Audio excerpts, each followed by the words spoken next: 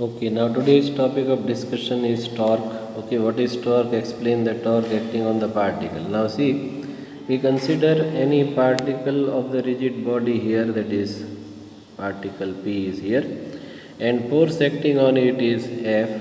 Okay, the position vector of this particle is R. Okay, now if you extend this position vector in this direction, then the angle between the position vector and force is theta.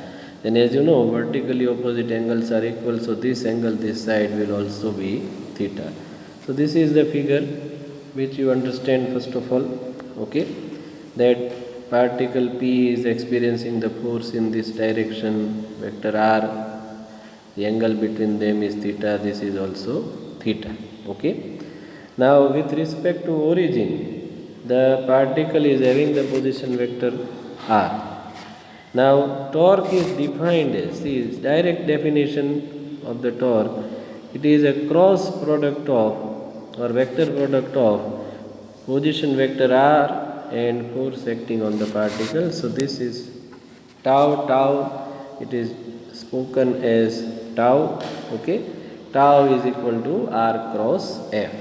Okay, so R cross F, as you know, it is a vector product. So we can write RF sine theta. Okay, where R is nothing but the magnitude of vector R. Okay, and when we write F, then it is magnitude of F, value of F, and sine theta. Now torque is a vector quantity as it is a vector product. So resultant value will have direction also, and this direction can be found with the help of right hand screw rule. Okay, now as it is RF sine theta, we can understand this RF sine theta from the geometry of the figure. Now see, try to understand it this way. We just have to extend this line of action of force. This line of action of force is in this direction. I am extending it in the backward direction, and I draw a perpendicular from the reference point. So here 90-degree angle is made. Now this angle is theta.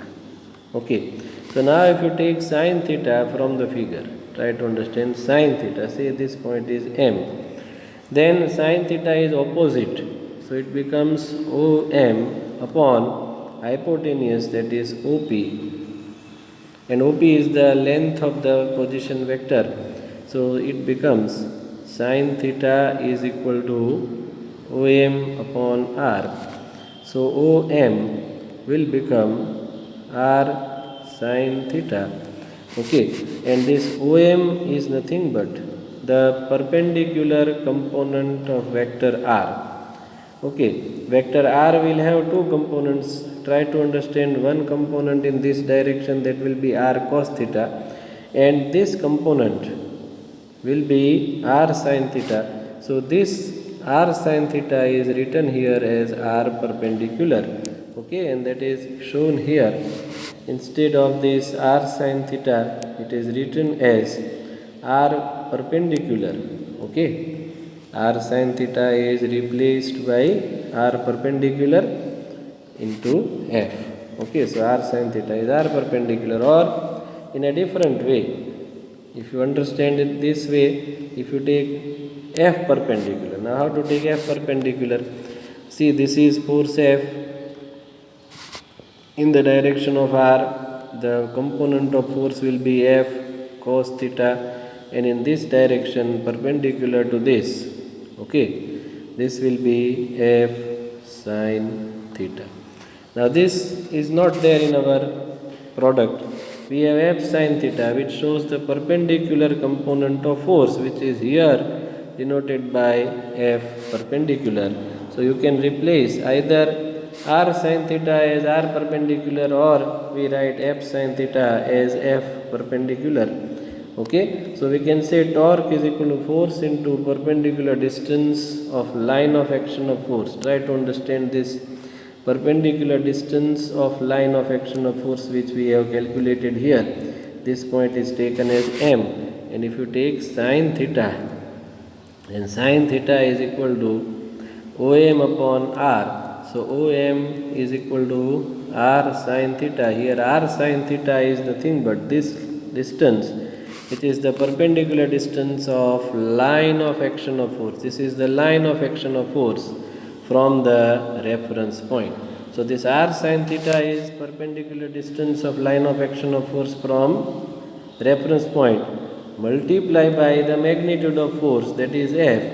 So F into R sin theta, that is nothing but the magnitude of torque, or we can say it is written in words like this. Okay, say force, that is magnitude of force into perpendicular distance of line of action of force from the origin or reference point, or we can say magnitude of position vector into component of force in the direction perpendicular to the position of position vector. This is also known as moment of force with respect to origin. Okay. Now we talk about the angular momentum of particle. Okay, and show that its moment of linear momentum about the reference point. Okay, it is the moment of linear momentum that we want to show. Now see, we consider any particle which is having mass m. Okay, which is having mass m. It is situated at point Q in the Cartesian coordinate system. So particle is here and its mass is m, and its position vector with the reference point O is r. Okay, it is moving with some velocity v, so its momentum is in this direction, that is mv. So this is the direction of momentum. Okay, which is nothing but linear momentum. It is denoted by p. Okay, and this position vector of this particle is r. Now see, if you extend this momentum, or we can say vector of momentum, in backward direction and this position vector in forward direction, then here the angle between position vector and the vector of linear momentum is theta. So this angle is theta. Now these are vertically opposite angle, so here this angle will also be theta.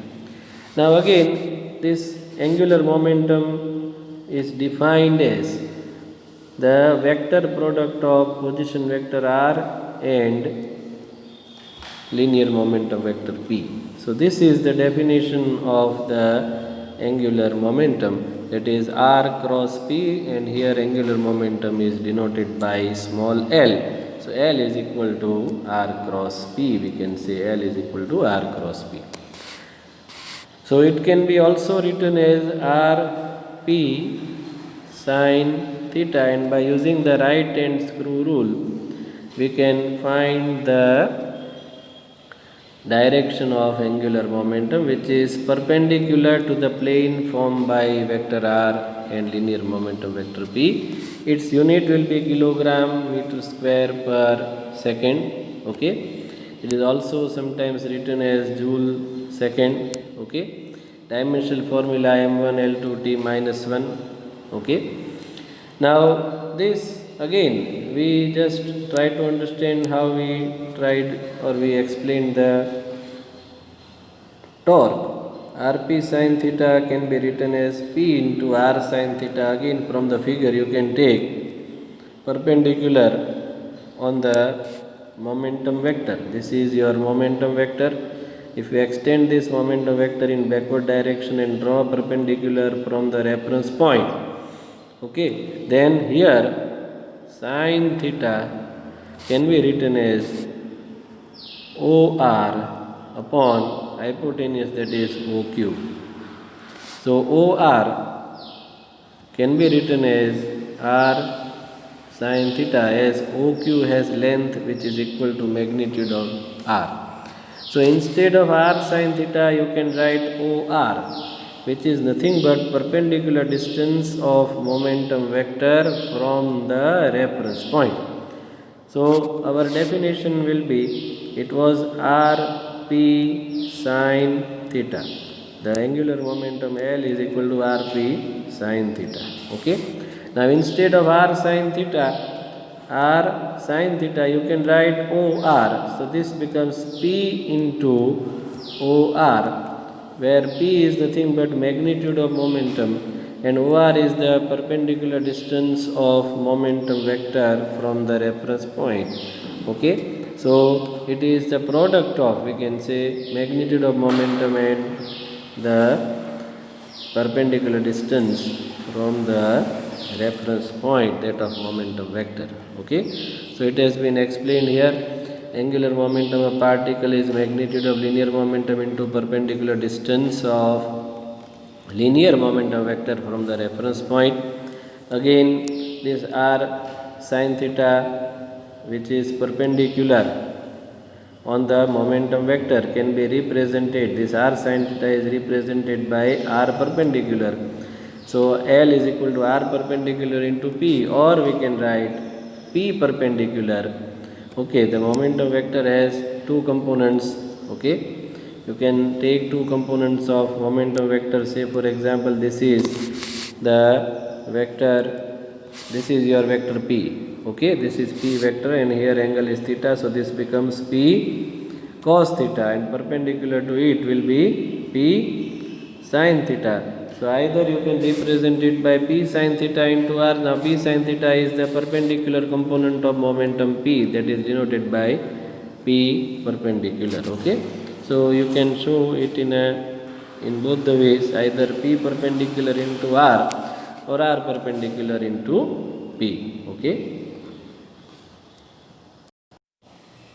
Okay, now there is a relationship between angular momentum of particle and torque acting on it. Now as you know, L is equal to r cross P, just we have to take the differentiation with respect to time t. We take the differentiation of this L is equal to r cross P with respect to time t, so this becomes dl by dt. Now when there is a product, we take the differentiation of both the terms by 1 by 1. Okay, so first we keep r as it is, we don't touch r, we take the differentiation of P, that is dP by dt. We don't change the order, r cross P, so r is kept first, then dP by dt second. Then make positive sign or plus sign. Okay, then we take the differentiation of r, that is dr by dt cross P. Now as you know, dP by dt is nothing but rate of change of momentum, which is nothing but force. So this dP by dt can be represented by force, and dr by dt, that is rate of change of position, that is nothing but velocity. Now velocity and momentum, we take them in the same direction. See, dP by dt is rate of change of momentum, which is nothing but force, and dr by dt is taken as velocity. So instead of dr by dt we write velocity, and instead of dP by dt we write force. Okay, so this becomes r cross F into V cross P. Okay, now as you know, velocity and momentum, they are in same direction, so V cross P will be equal to 0, Vp sin 0.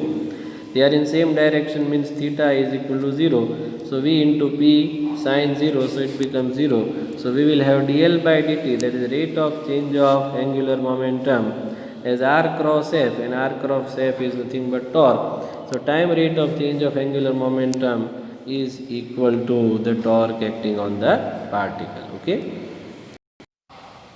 Now we talk about the relation between the torque of a system of particle. Now if you have a system of particles, say n number of particles are there and their angular momenta are L1, L2, L3 up to Ln, then total angular momentum can be written as capital L, and capital L will be equal to L1 plus L2 plus up to plus Ln, or in general if you write in a sigma by using the summation, then I is equal to 1 to n Li, that can be written as this way. Okay, this total angular momentum is I is equal to 1 to n sigma Li. Now Li is nothing but Ri cross Pi, that is if it is a first particle, then L1 is equal to R1 cross P1. If it is a second particle, then accordingly the numbers are changed. Okay. Now this can be written in this form also, Li, that is Ri cross Pi, I is equal to 1 to n. Now if you differentiate this, then you will get dl by dt, which is nothing but sigma I is equal to 1 to n tau I that is torque acting on ith particle Ri cross Pi is nothing but tau I, and tau I is represented as Ri cross Fi. Okay, here Fi is the force acting on ith particle, okay, is the vector sum of external force. Now try to understand, force here acting is an external force. Internal forces are also there, interparticle forces are there, but they are equal in magnitude, opposite in direction, that we know. So if you want to consider for the sake of consideration, then total force is nothing but Fi external and Fi internal. So tau external and there will be tau internal, but internal torque, that is Ri cross Fi internal, and this torque will be equal to 0. Only this torque exists, that is because of the external force. So tau external is equal to Ri cross Fi external, means external force is responsible for the production of the torque or rotational motion of the body. Body does not rotate on its own. It is external force which is responsible for rotating the body. So tau internal becomes 0. So there is only external torque. So dl by dt is equal to tau external. Hence the time rate of total angular momentum of a system of particle about a point is nothing but it is equal to the sum of external torques which are acting, that is torque acting on first particle, second, then we have to take the summation of it and we get the resultant torque. So we can say the time rate of total angular momentum of the system of particle about a point is nothing but the sum of external torque, or we can say dl by dt is equal to tau external, which is similar to the force, or rather we can say relationship for the linear momentum, that is dp by dt is equal to f external. So force is responsible for the linear motion, here torque is responsible for the angular motion, or we can say rotational motion. Okay, now we talk about the law of conservation of angular momentum. As you know that our rate of change of angular momentum is equal to the sum of external torque that we have just now discussed, dl by dt is equal to tau external. If tau external is 0, then what will happen? Then rate of change of angular momentum must be equal to 0.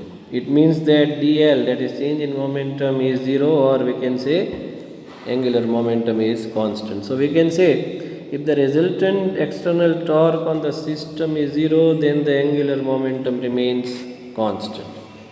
Okay, to be conserved means to remain constant. Okay, here L is constant, it is equivalent to 3 scalar equations. Now there are 3 components, as you know this is a vector quantity. So we can say its x component Lx is k1 is equal to k1 we take, Ly is k2, Lz is equal to k3. Now k1, k2, k3 are the constant, and Lx, Ly, Lz are the components of angular momentum in the direction of x, y and z. Now total momentum is conserved. Okay, means that each of these components are also conserved, or in x direction the momentum is conserved, in y direction and in z direction the angular momentum is conserved. Conserved means in all the directions x, y or z the momentum, that is angular momentum, is constant or conserved. Okay,